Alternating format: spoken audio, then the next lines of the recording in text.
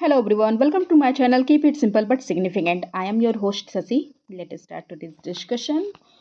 What is the term of chief election commissioner? Chief election commissioner का India में term कितना होता है? तो ये है टर्म इसका 6 year. Okay, the chief election commissioner and 2 other election commissioner should office for the term of 6 year or until they attain the age of 65 years of age. 65 years age, जो भी इनमें से पहले आ जाए 6 ईयर या 65 year इनकी as हो जाए तो इनको हटा दिया जाएगा. ये पहले भी हट सकते हैं अगर ये अपना रिजाइनेशन दे दें या इनको रिमूव कर दिया जाए इनके टर्म के एक्सपायरिंग होने से पहले. Which committee has been constituted to administer and implement the legal services program in India?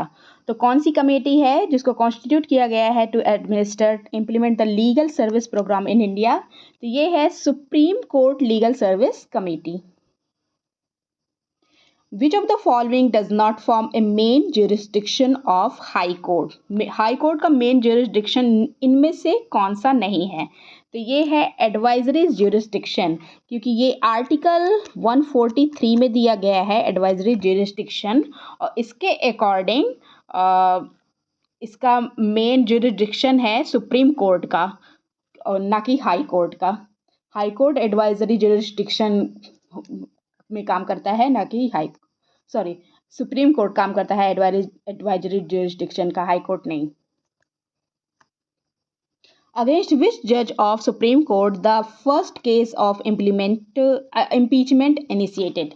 Impeachment महाभियोग किस सुप्रीम कोर्ट जज के ऊपर सबसे पहले लगाया गया था? तो ये है वी रामास्वामी के ऊपर लगाया गया था. कब? 1991 से 1993 तक ये केस चला था और इनको गिल्टी भी माना गया था. मिसबिहेवियर इनका देखा गया था, लेकिन इनके इम्पीचमेंट मोशन को लोकसभा में ये डिफीट हो गया क्योंकि कांग्रेस उस समय जो कि पावर में थी उसने वोटिंग करने से एब्सटेन कर दिया. एब्सटेन मतलब ना तो हाँ में और ना तो ना में.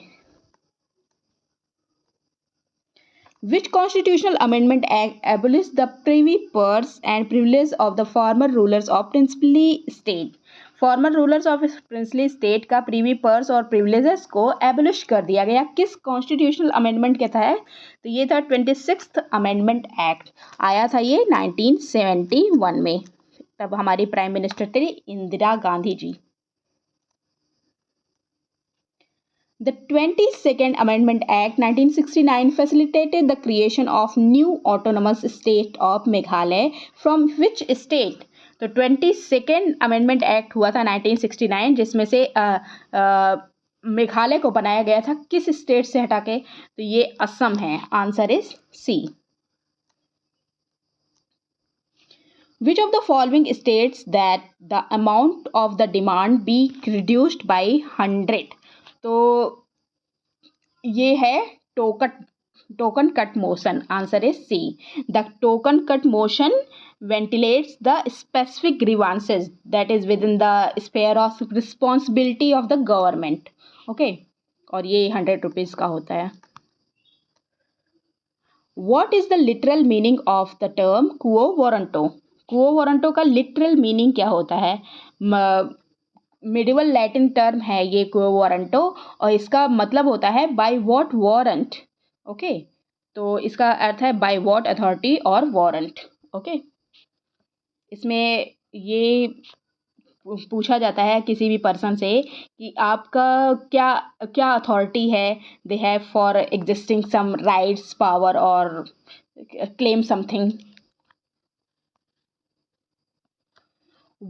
Which of the following were envisaged in the 74th Constitutional Amendment Act?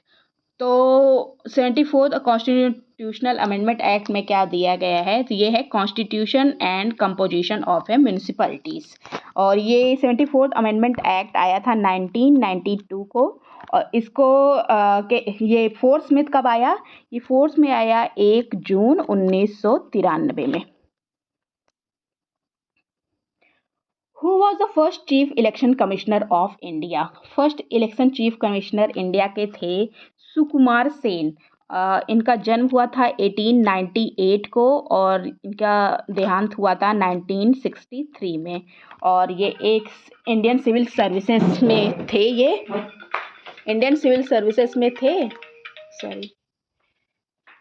ये इंडियन सिविल सर्विसेज में थे। और इन्होंने इंडिया के 2 इलेक्शंस को कराए थे, जो कि था एक 1951 से 52 में था और एक 1957 में था। ये दोनों इलेक्शन इन्हीं के जुरिस्डिक्शन, इन्हीं के टर्म में हुआ था। That's all for today. If you like my video, please do like, comment, share and subscribe. Thank you.